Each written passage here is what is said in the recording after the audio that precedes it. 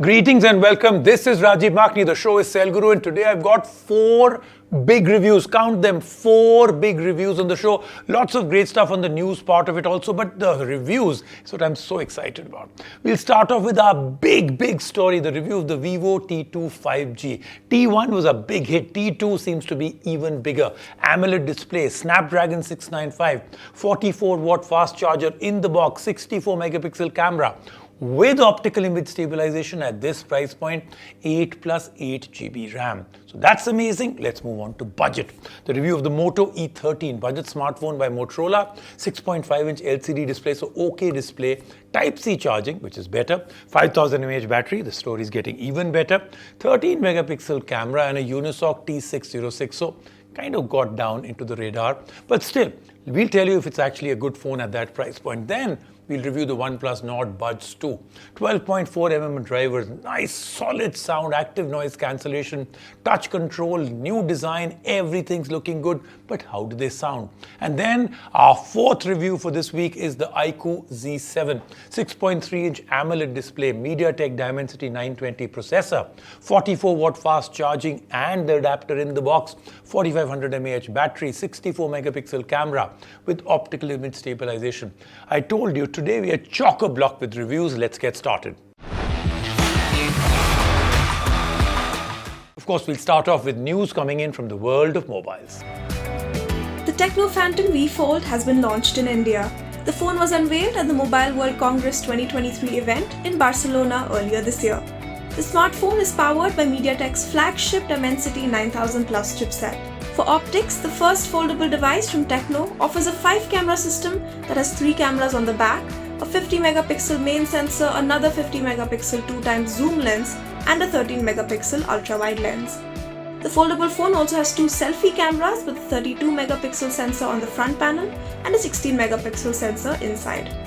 The phone is offered at a special early bird price of Rs 77,777, starting April 12th for a brief period of time until the stocks last, exclusively on Amazon India.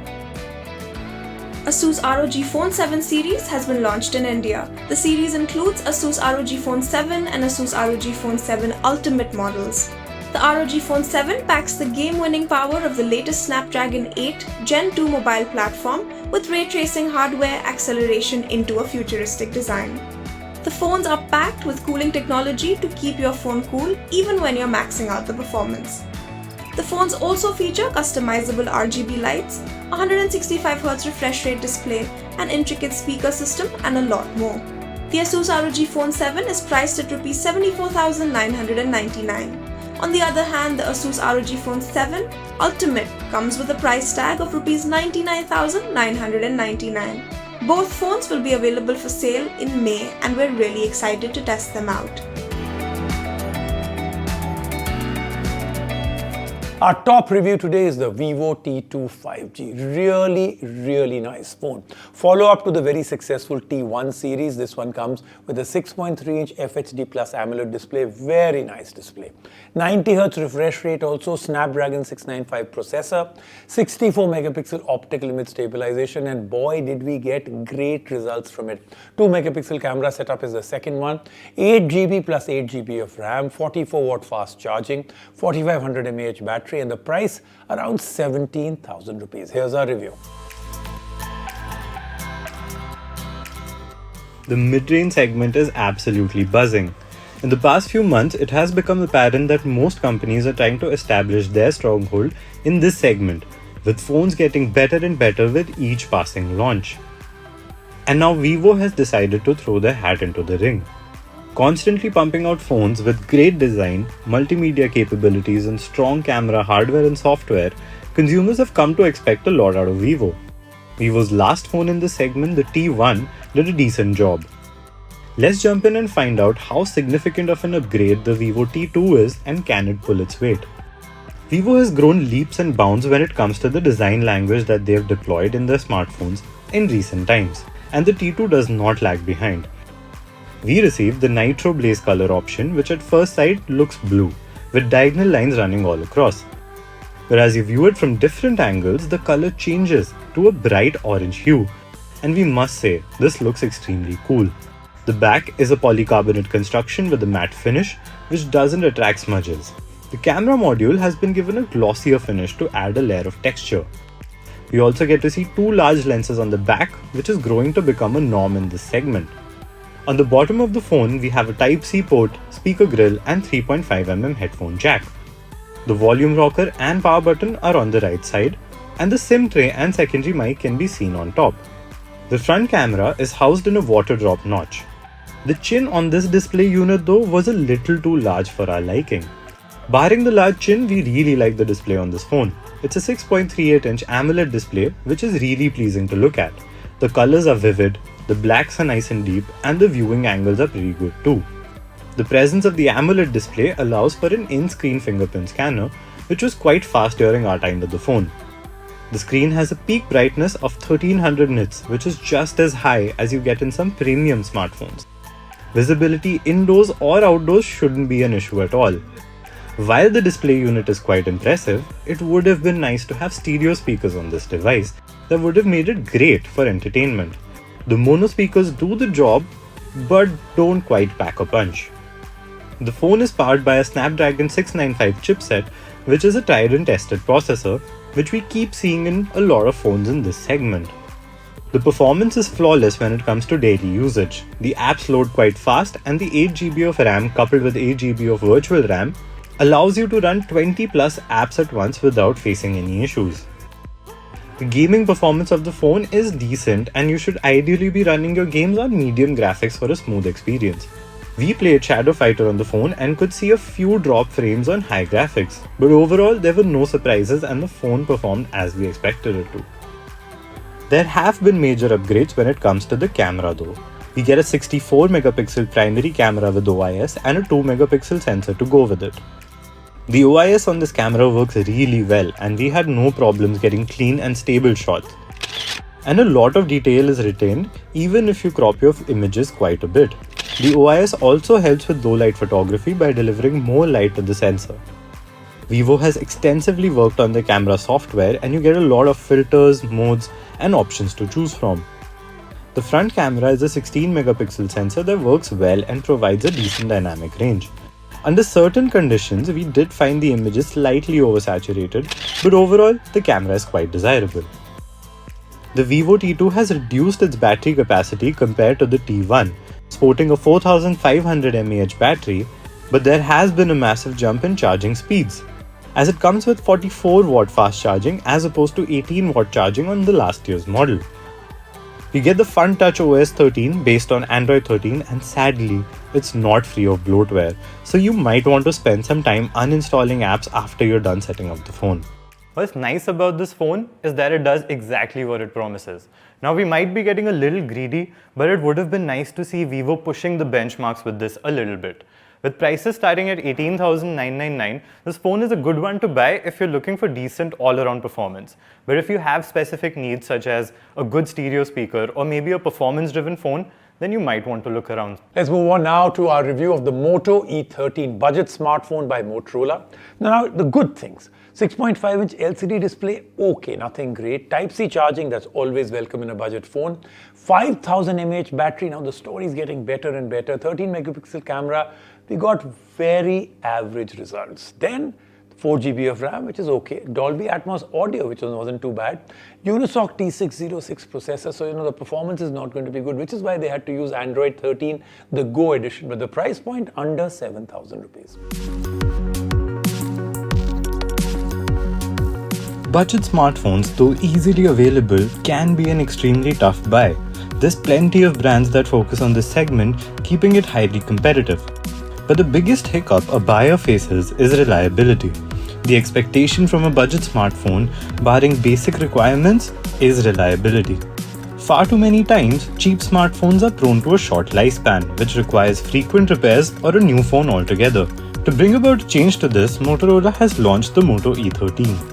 Let's dive in and see if the Moto is here to make a difference.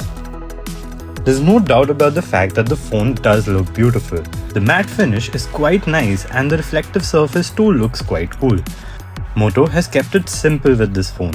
The camera module is small and houses the primary camera and the flash. The buttons are tactile and the placement is good as well. It does miss out on a secondary mic which we would have liked to see on this phone. At the bottom you get a Type-C port and a mono speaker. A clear sign of the price of the phone are the bezels, which are a little thick. The front camera is housed in a water drop notch. The phone is sleek, light and offers decent grip. With the Moto E13 you get a 6.5-inch HD Plus LCD display which reproduces color fairly well. Even though the phone sports a mono speaker, the audio is quite clear and doesn't muddy up at high volume because of the Dolby Atmos support. The sound quality and the display pair for a decent multimedia unit. One place where the phone struggles though is in outdoor conditions. The display unit struggles heavily with visibility under direct sunlight. The performance of the phone is a little better than you would expect. With 4GB of RAM, switching between apps is a pleasant experience and the phone would handle your daily tasks well enough. Though it might take a moment or two to load the application, apps like Instagram, Facebook and YouTube function pretty well and you could even use it for playing light games such as Subway Surfers during your commute. In terms of the camera, you get a 13-megapixel primary sensor and a 5-megapixel selfie camera. The primary camera gets clean noiseless images when there's sufficient light. The 5-megapixel selfie camera on the other hand generally produces soft results. The selfie camera performance could have been focused upon a little more, considering the fact that selfies have become the norm when it comes to taking pictures. In terms of functionality and connectivity, you get a lot with this phone. The Moto E13 comes with a 3.5mm headphone jack.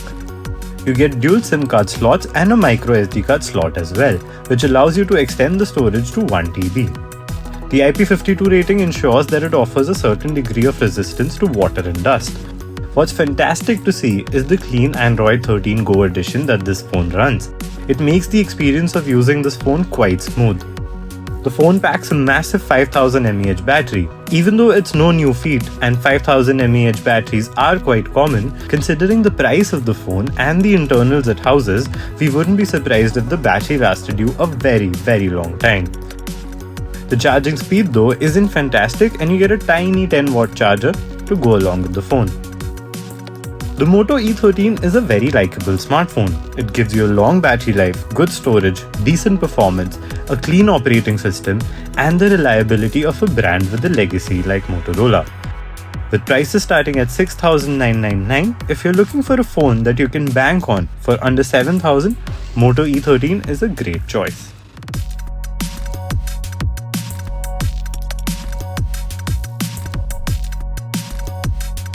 Let's take a quick break right now on the Sale Guru Show. When we come back, lots more happening.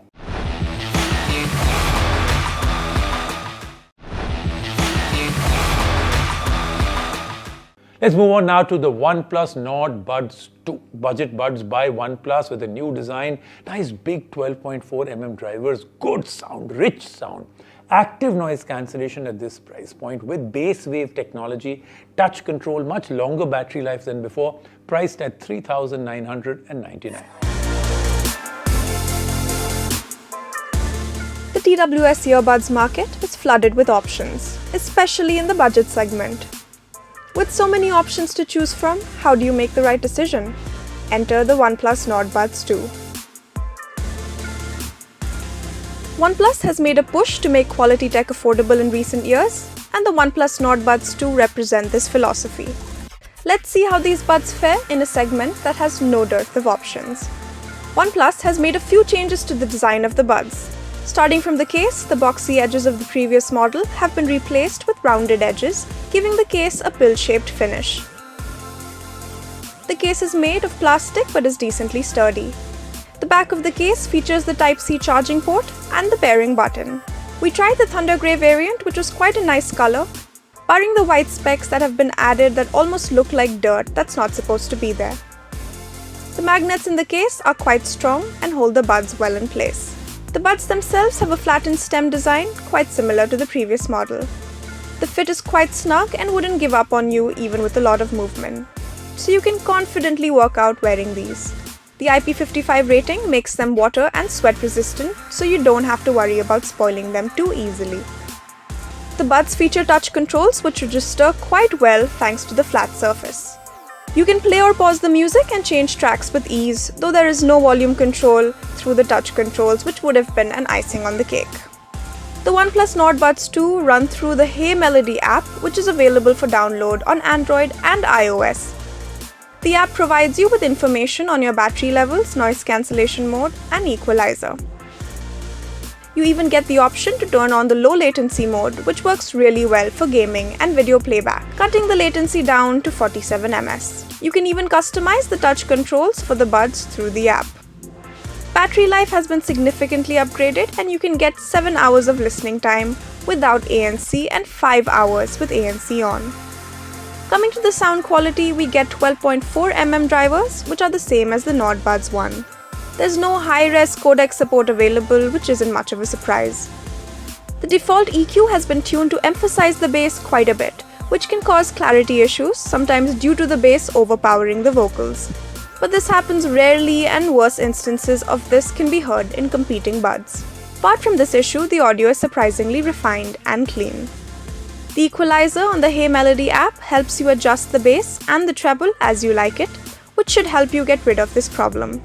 The ANC on these buds is a nice add-on, as most buds in the range don't have ANC at all.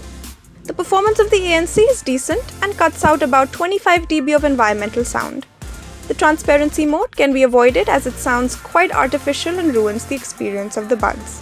These may not be the best buds in the market when it comes to calling capabilities. In spite of having dual mics, the audio quality isn't too great, which is a case with a lot of buds in general. To sum it up, if you're in the market for a pair of budget TWS earbuds that you can use day in and day out, the OnePlus Nord Buds 2 are an extremely good option. They provide you with some amazing audio quality, good ANC and personalized options, all at a price under 3,000. We highly recommend that you try these. Alright, fourth review now, the iQOO Z7 6.3-inch FHD Plus AMOLED display, 1300 nits of brightness, 90 Hz refresh rate. So this is an iQOO typical thing. They put everything into their phones and they give it to you at a really good price point. I'll tell you more. MediaTek Dimensity 920 chipset, so fantastic performance, 44 watt fast charging, 4500 mAh battery, motion control in gaming which worked well for us, IP54 rated and India exclusive model priced at 18,999.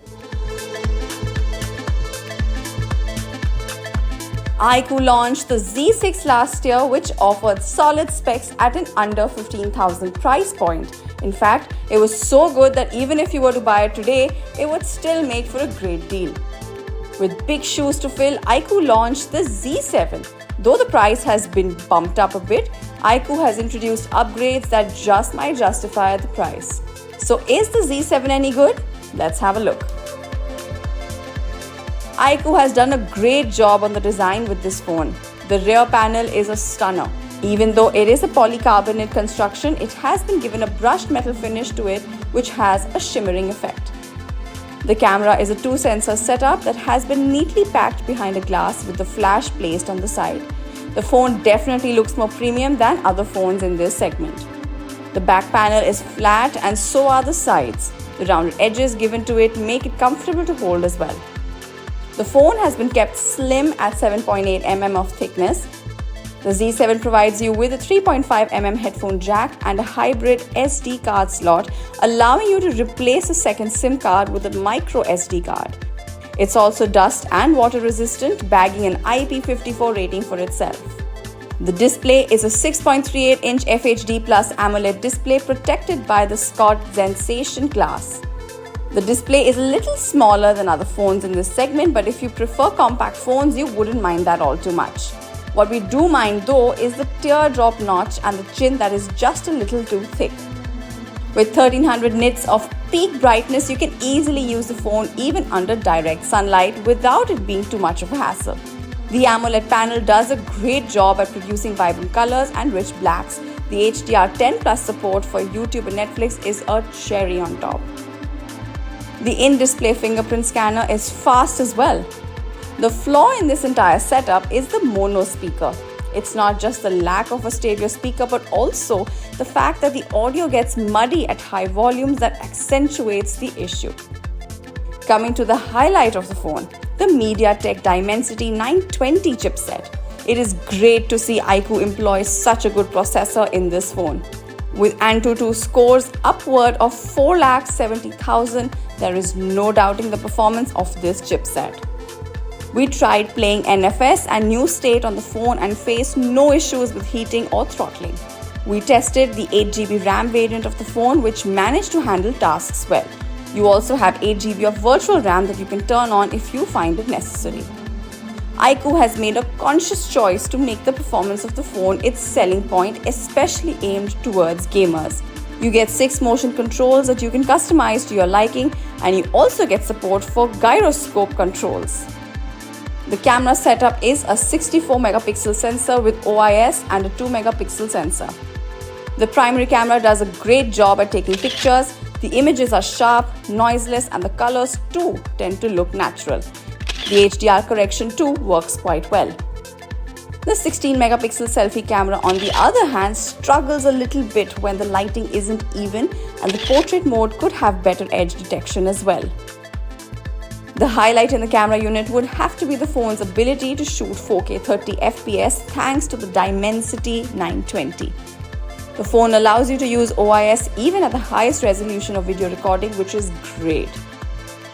The iQOO Z7 uses a 4500 mAh battery, a capacity that's slightly smaller owing to the slimness of the phone, we presume.